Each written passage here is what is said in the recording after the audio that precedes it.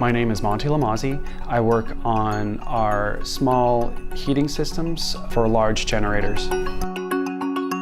I put on a lot of different components, from heating element system, control box, wiring.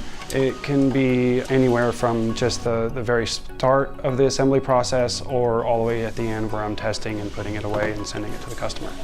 I enjoy the work that I do because it's very dynamic.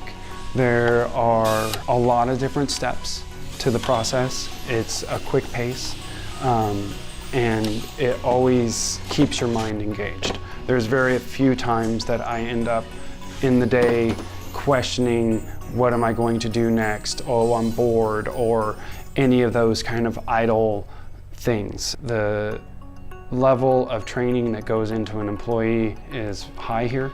It tends to leave the employee feel like they're being cared for.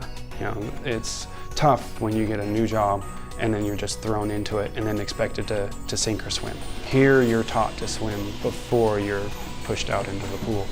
Being open to change, being open to learning, that's the best skill that you could have. If you're open to that process of learning, pretty much everything here is available to you. Brought to you by Hot Start.